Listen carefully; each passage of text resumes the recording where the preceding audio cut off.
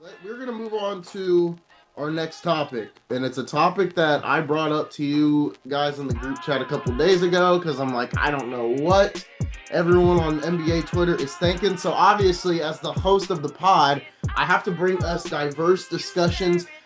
You hate when you don't, okay, you don't hate, but you're definitely someone that's like, man, it's just the internet, da da da da da. But that's the point, with this pod, we can bring up those topics and Yeah. we can, and it gives us something to give dialogue about, especially in this point in the summer where we're right on the cusp of NFL and college football, but we're not there quite yet, and we still have to get through preseason in August. But there's been a lot of discourse on Twitter about Paolo Banchero or Jalen Williams, as in who's the better player. Who would you rather have to start a franchise?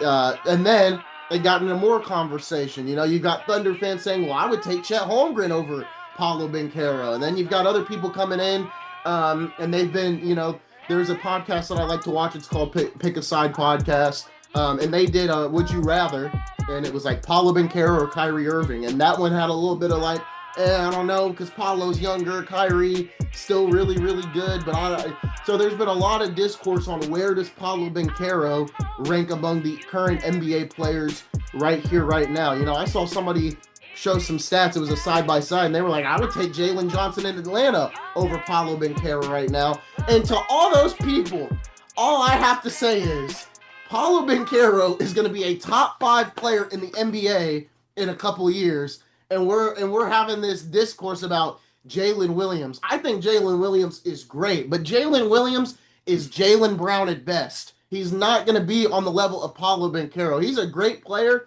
but he's not going to be a number one option. Paolo Banchero is a number one option. Now, if somebody told me, like Daryl, if you told me right now, I think Cade Cunningham is a better player than Paolo Banchero, I would say I would agree with you, but I would say it's close. I would say Paolo may be a bit behind Cade Cunningham.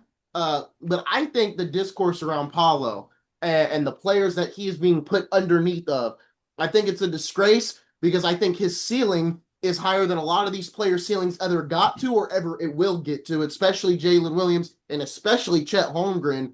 I think there's been a lot of disrespect's being thrown towards Paulo's way, and that's fair. He hasn't done much in the playoffs. He's been out in the first round 2 years in a row. I get it. But I think with the ceiling that he has and with the way this Magic team is being pointed towards, I think we're going to see Paolo Banchero take that leap, and I think they will make some noise this season, whether that's just getting to the second round, which is an achievement, because if you're getting to the next round year over year, I think that's some sort of success. But I think Paolo Banchero is going to be one of the best players in the league, and I think top 5 is not the craziest thing to say, because I think Cade could be top 5, and he could probably at one point be a top 3 point guard in the league here soon.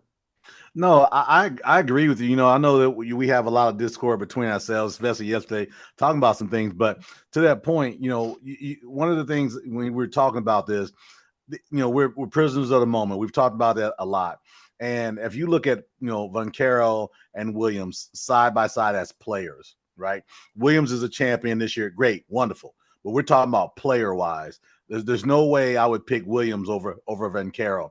That dude has grown as a player. For me, his challenge is staying healthy this year, right? If he plays 70 plus games, not only will he be an all-star, but I project he'd be an all-NBA player this year coming up. If he plays 70 games, which means he's going to be healthy most of the year. You've got those sit-out games because every player does it now. He's going to be an all-star. And I would not be surprised if he winds up being an all-NBA player. Would you have? That's how much. That's how much confidence I have in Banchero as a player.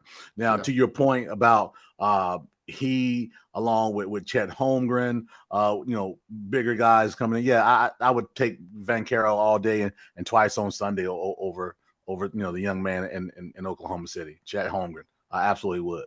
So I would agree with that. Yeah. Would you take Paolo or Kyrie right now? Is it 1 year? Or are we talking about is it if it's this coming year, Paolo or Kyrie? Because obviously Kyrie's hurt. If you give me 1 year for them both being healthy from a championship perspective, I would probably take Kyrie. Okay. Now you give me the next 5 years. You say you got a 5-year window. Mm-hmm. I'm taking Banchero. Yeah. Because I just think that much about him as a player and as a dominating player. His bag has increased from his rookie season.